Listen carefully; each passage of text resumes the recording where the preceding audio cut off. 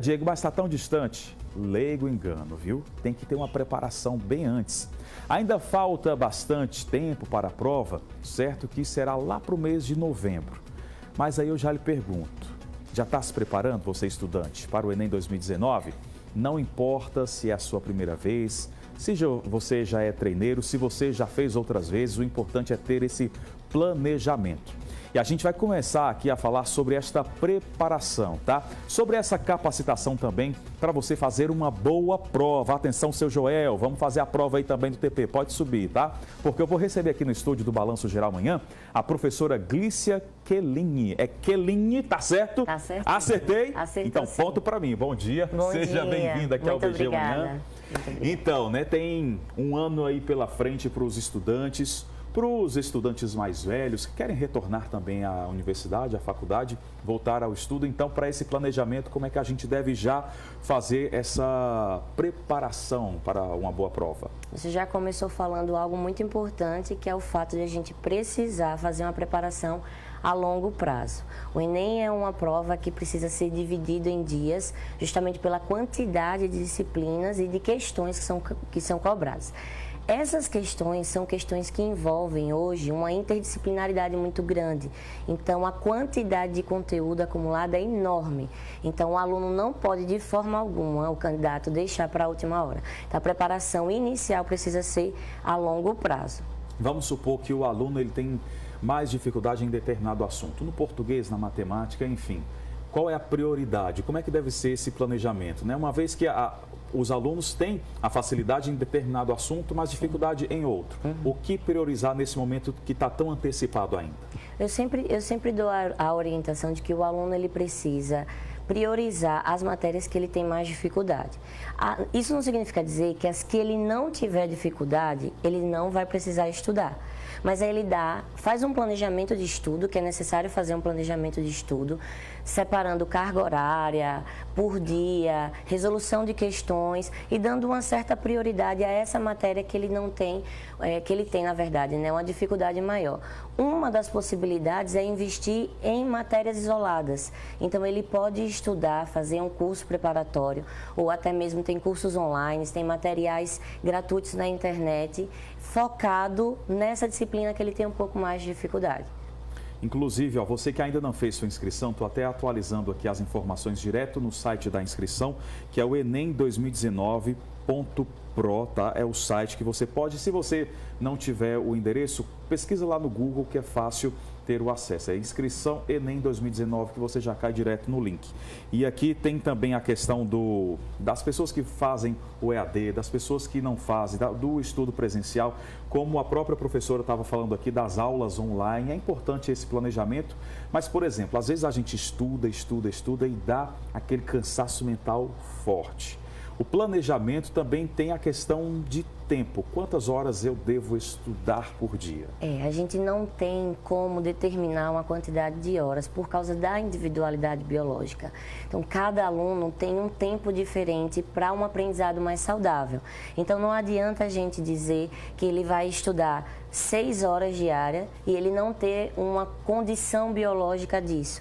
Então, é necessário que o aluno se conheça, vá estudando e vá percebendo qual o tempo de hora líquida ou de horas líquidas por dia ele consegue fazer de maneira saudável e efetiva. Ele vai precisar desse planejamento, que aí é um planejamento individual. Agora, que no mínimo, diariamente, ele tenha 1 hora de resolução de questões e 1 hora de leitura, no mínimo. Inclusive, aqui no próprio site, no enem.inep.gov.br, tem a página do participante, tem o edital de publicação, tem a inscrição, como você deve fazer. Aí, às vezes, né, eu lembro muito bem, já tem um tempinho, quando eu fiz o Enem, acho que em 2003. E aí, claro que existe uma diferença muito grande da prova que era praticada há mais de 10 anos para a prova de agora. Ocorreram essas mudanças, inclusive antes a prova era num dia só, era tudo numa correria. E essa mudança, essa alteração foi feita justamente para adequar os estudantes para fazer uma prova melhor. E hoje em dia, a própria forma, né, a própria nota do Enem também, ela tem mais peso em universidades, e a própria questão da redação. Aí vem o bicho de 7 cabeças. Ou não, a gente pode tirar esse mito, né, da redação, professora? A gente pode tirar esse mito da redação, apesar de que hoje ela tem um foco muito grande, justamente porque os alunos têm uma certa dificuldade na escrita, devido também a uma falha grande que a gente tem, que eu acho contemporânea, inclusive, da leitura, né? A gente tem um problema muito grande hoje com leitura. Então, o bicho de 7 cabeças está voltado na redação, porque o aluno sempre diz assim, ó, eu sei falar sobre, mas eu não sei colocar no papel. Então, você não sabe falar sobre.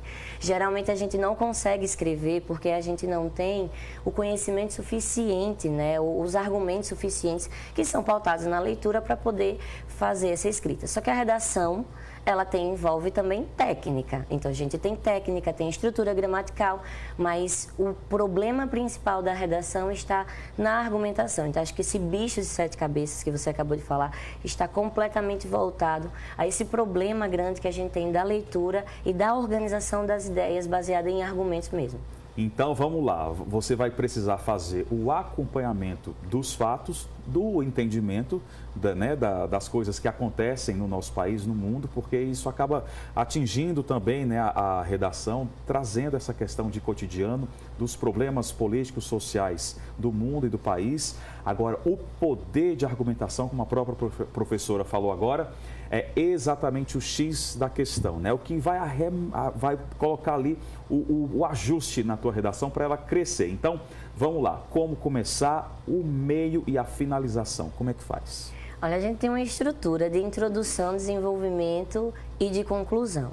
A redação ela é avaliada a partir de competências, então são 5 competências. Essas 5 competências são avaliadas de maneiras independentes, mas elas estão todas interligadas. Então, vai ser avaliado para a redação não apenas essa estrutura de organização.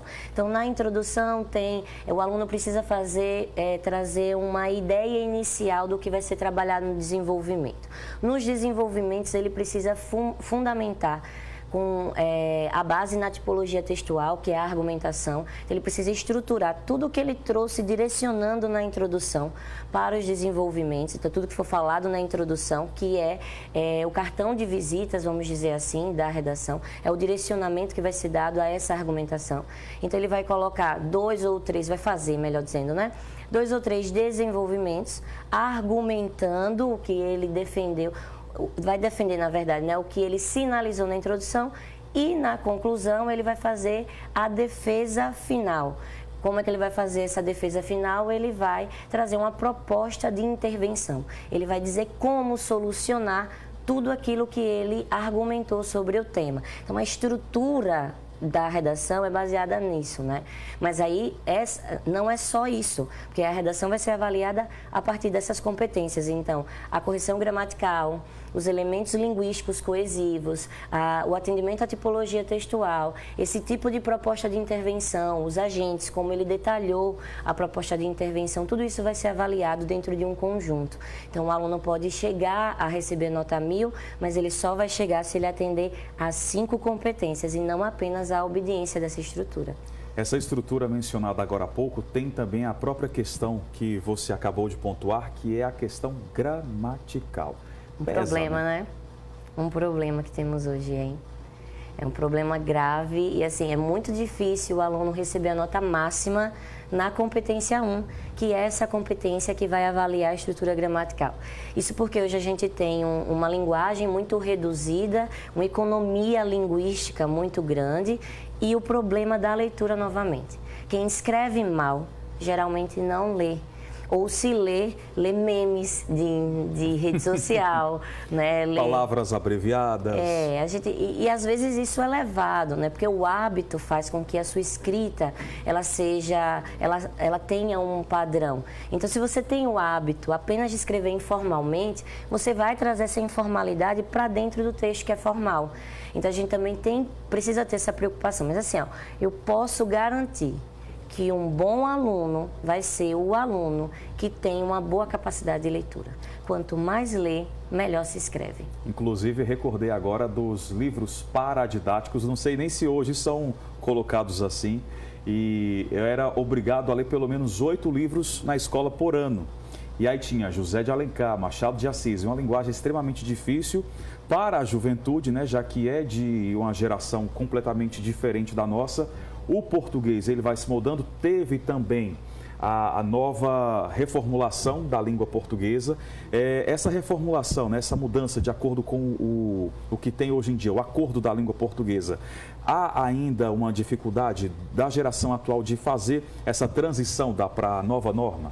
Não, essa transição ela foi tão simples, sabe? É porque o Brasil tem uma resistência à mudança um pouco maior, né? Que outros países, inclusive. E o acordo ortográfico ele só foi um acordo político, né?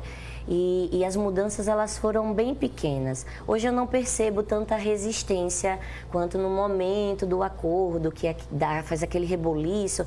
Precisa mudar e todo mundo é muito resistente a essa mudança.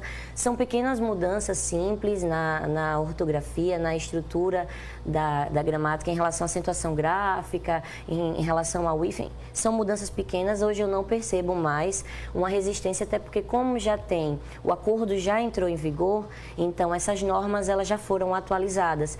Então a gente já vai percebendo as mudanças e já começa a reproduzir, né? Como foi o caso da palavra ideia que viralizou, porque a ideia perdeu o acento. As pessoas já estão fazendo a leitura de ideia sem um acento, então já estão começando a escrever sem um acento. Não sabem a justificativa, não sabem o motivo pelo qual não tem um acento, mas já sabe que não tem um acento. Então vai virando um hábito, né, também.